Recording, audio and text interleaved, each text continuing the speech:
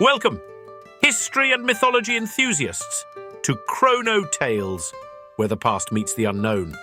The majestic phoenix, reborn from flames, has captivated us for centuries. But what if I told you that there once lived a man who mirrored the phoenix's mythic rise? A man who emerged from humble beginnings, scarred and broken, only to set the world ablaze with his conquests.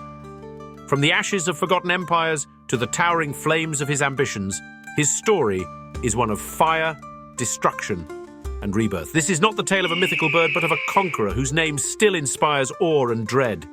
Timur the Lame, known to history as Tamerlane.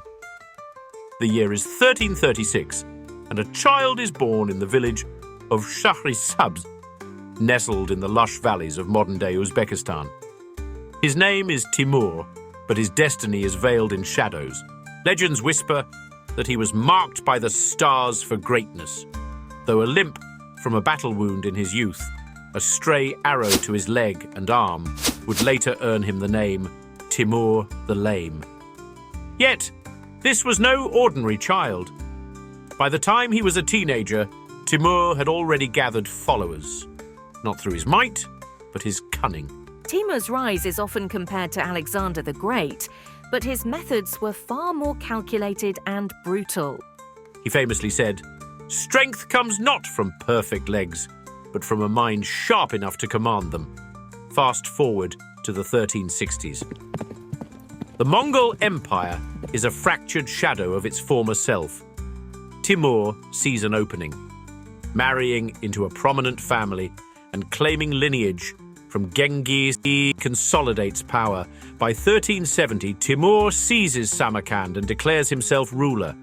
His eyes burn with ambition, not just for land, but for immortality.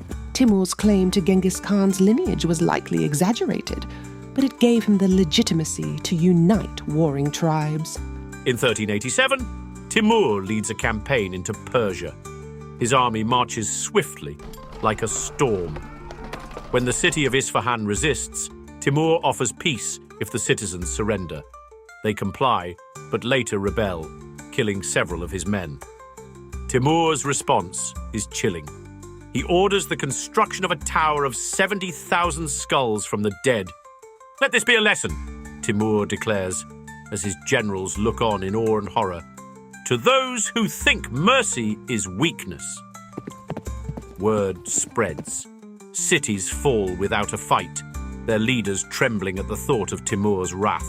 Timur mastered psychological warfare, ensuring resistance was often crushed before battles even began.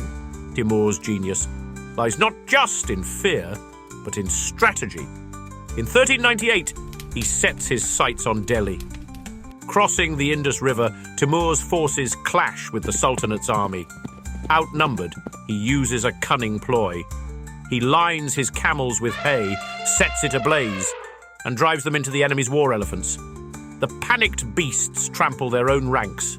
Timur claims Delhi, leaving it in ashes. "Delhi is the jewel of Hindustan," Timur remarks, gazing at the ruins. "But even jewels must be reshaped by fire."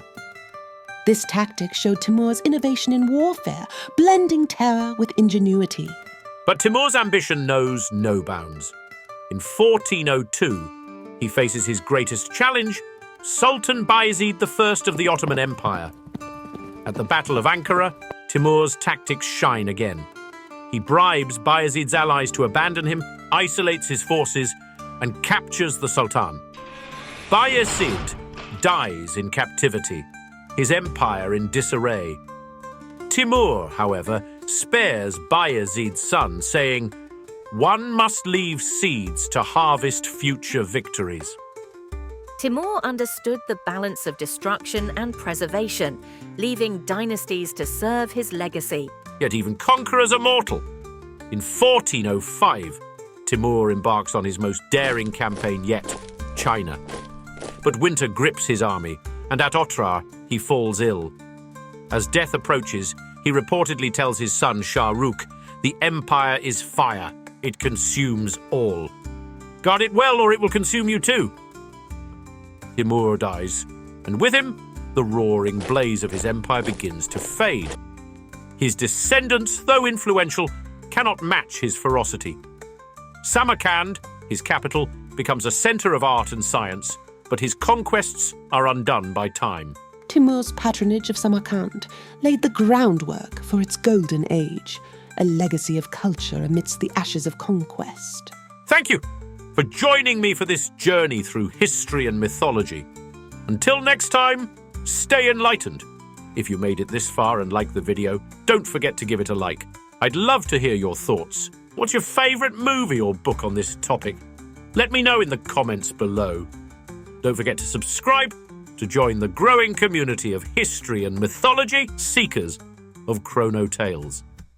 Thank you for watching.